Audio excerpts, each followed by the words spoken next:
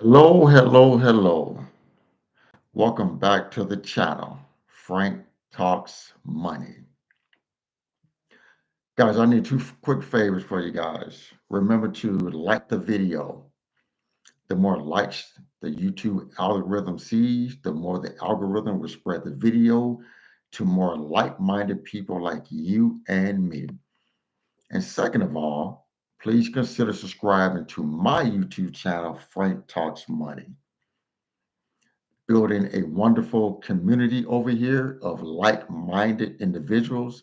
So please consider subscribing to my YouTube channel, Frank Talks Money. So, guys, today I want to talk to you guys about taxes and how taxes have a major effect on the middle class. A major effect on the middle class. Just 1 second, let me straighten up my camera a little bit more.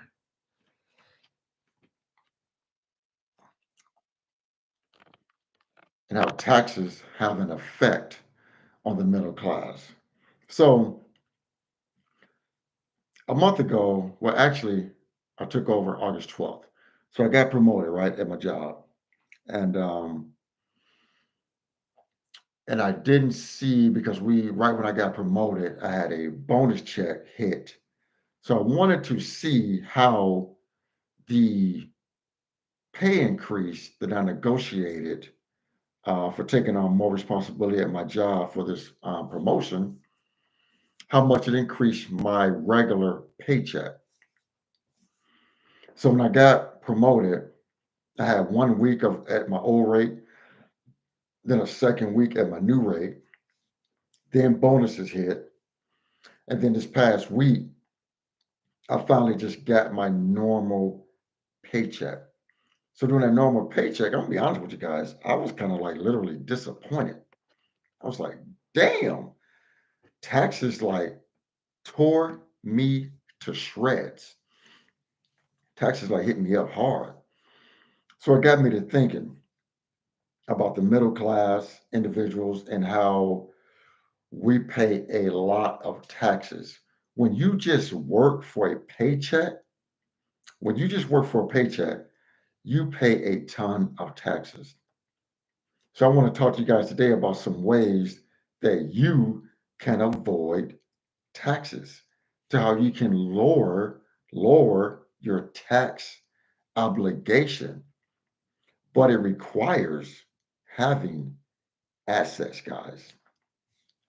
If you are just working for a paycheck and having Uncle Sam taking 30, 40% of your money, you would never ever grow wealth. It just won't happen.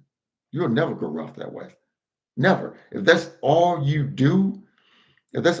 doing is just working for a paycheck, you'll never grow wealth. You'll never grow wealth. And they will just take all of your money. You will never see it. And you'll be left wondering, like, man, where did all my money go? Well, I can tell you where it went. It went to taxes. Your money went to taxes. Let me explain. When you get your paycheck and you don't have any deductions, you're not putting money into your 401k, you're not using an SSA, health savings account, things like that, you are going to pay a crap load of taxes, especially if you have no deductions. Like me, myself, I'm a single man. My children are all adults. So on that end, I have no deductions as far as dependents. Guys, remember to hit the like button, guys. If you're in here, hit that like button, please. I appreciate the support. So, like a single man like me, I don't have any dependents. Hey, mom. My mom is in the chat. Hey, mom. Love you. Thank you for the support, mom. Appreciate it. So, if you don't have any dependents, the government is going to tear your check apart. Tear your check apart. Got a friend of mine here, Bradley Copley. Appreciate the support, buddy. Appreciate the support. So, if you do not have any deductions, the government is going to tear your paycheck to shreds because you're middle class, you work, you don't have any deductions. The government is going to hit you hard, guys. The government's going to hit you hard. So when I took on this new promotion, right, I said before I up my, well, I was already maxed out my 401k. So I don't, so when I took on this promotion, we went a couple days back and forth. They came with an offer. I was like, nope, that's not enough. I know because I already knew from the get go. I may not even see the money that I agreed to because it was going to hit me in taxes because I'm in a higher tax bracket. You know, I'm an over 6 figure earner. So I knew I was going to get hit heavily in taxes. So when you start investing into assets, the thing you want to do is like, okay, how can I lower my tax liability?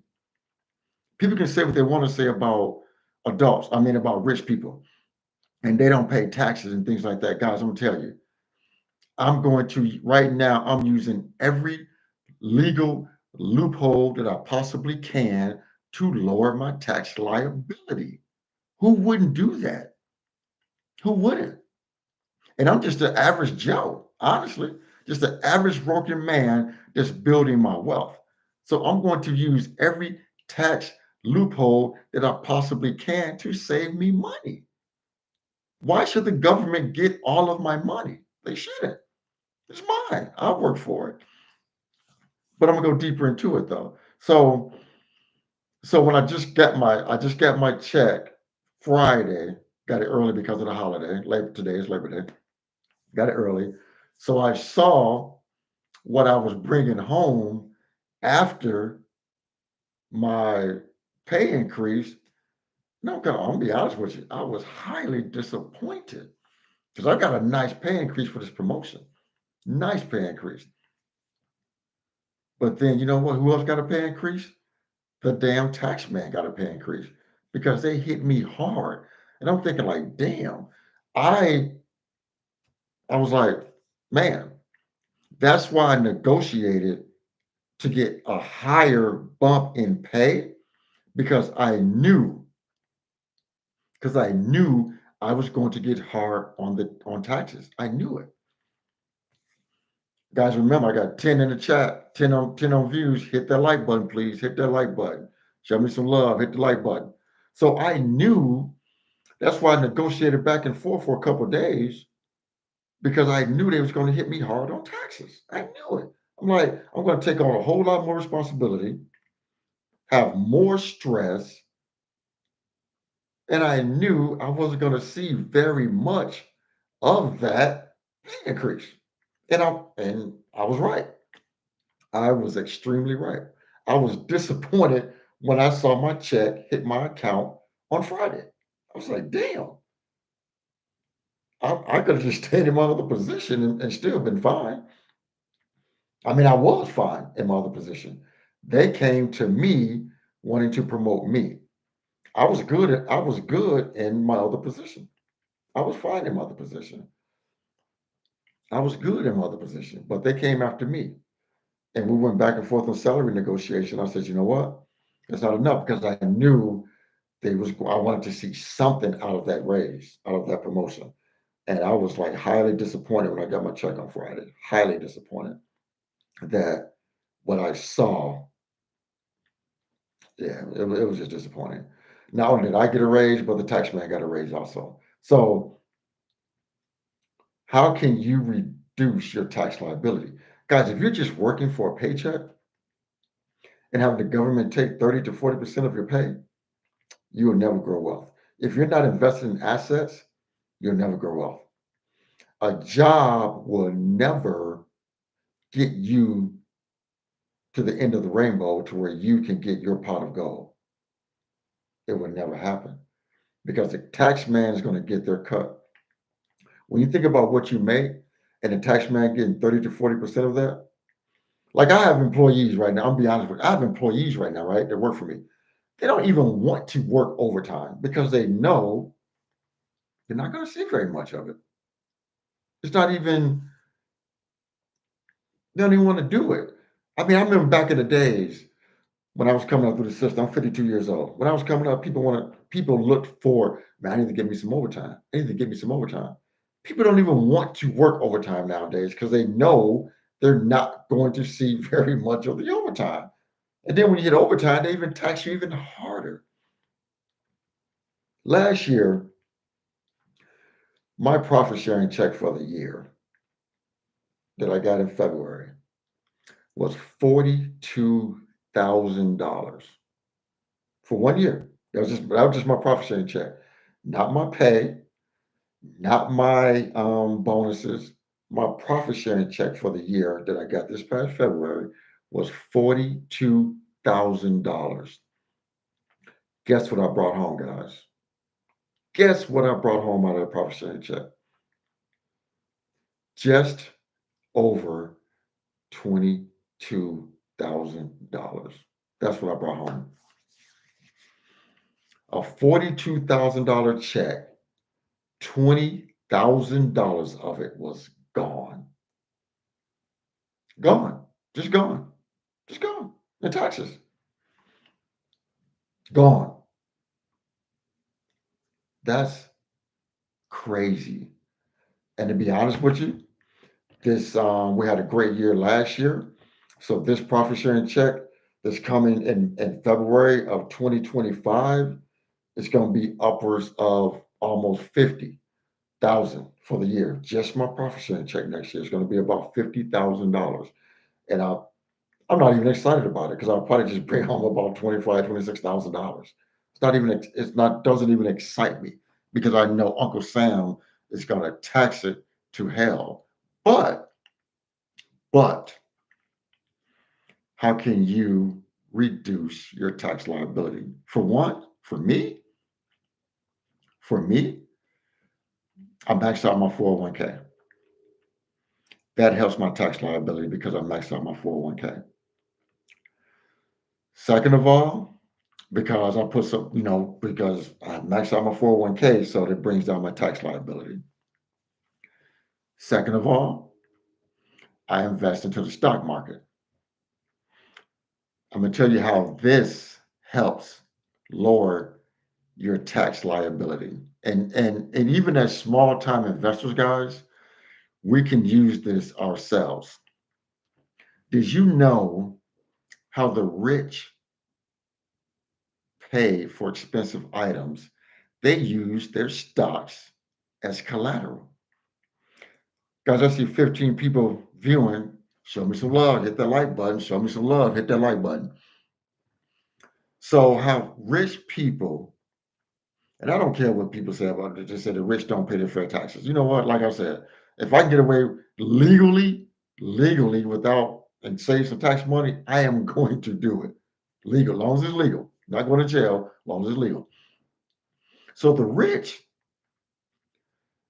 use their taxes as collateral. We can do that also, guys. Even as small time investors, we can do the same. Give you an example. Elon Musk bought Twitter, right? He used his Tesla stock to buy Twitter. He used his Tesla stock as collateral to buy Twitter, right? Whoever he holds his Twitter stock, whatever bank holds it, whatever brokerage holds it, he used his Twitter stock to buy, no, his Tesla stock to buy Twitter. So guess what? He paid no taxes. Why? He didn't sell his stocks. If he had sold his stocks, he would have had to pay a capital gain. So he didn't sell his stocks. He used his stocks as collateral to buy Twitter. And whatever interest rate he negotiated with whoever lent him the money. So all he has to do is pay a small interest payment every month and no taxes paid. Why? Because he never sold the stocks. Never sold the stocks.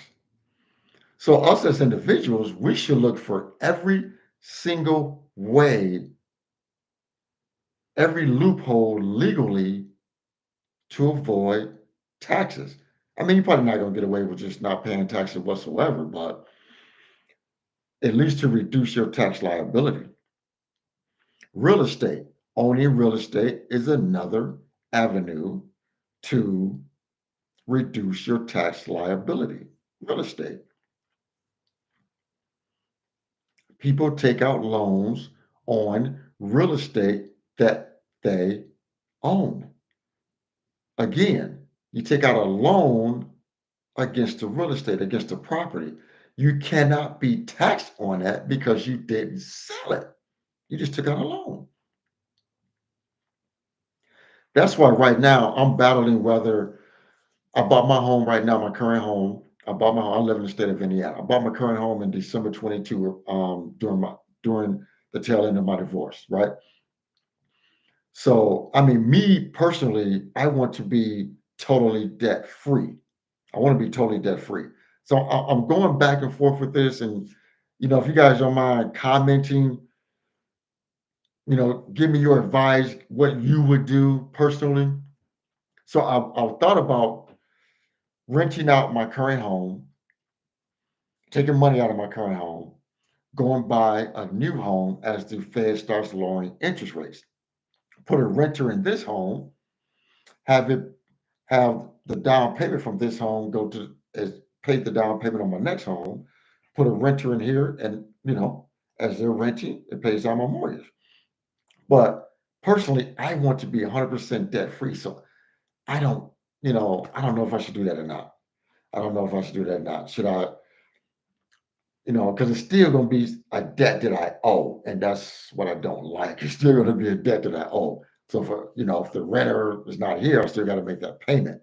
So I'm kind of struggling with that because, like I said, I want to be 100% debt free, and the only debt I have is my current home. But I want more diversification in my portfolio. I just don't want to have my stocks and my index funds and my current home. I want to have more real estate in my portfolio. So I thought about, so I'm just struggling with that. Should I rent this out as interest rates come down and I can get a decent interest rate? Should I take money out this home, take money out, use that to put a down payment on my next home, rent this one out, it'll still, rise in value? Or should I just pay it off and then just save the money and pay cash for a rental property? Because I like my current home. Then I thought about, well, maybe I just go and put a down payment on a rental home because I like my current home and do it that way. So I don't know. I'm kind of struggling with that because I just want to be debt free. I don't want to have any debt. For example, another way to reduce taxes, like myself, I have index funds, and my dream car is a Corvette. So in 2025, I'm going to go buy my Corvette. I'm going to go buy my Corvette in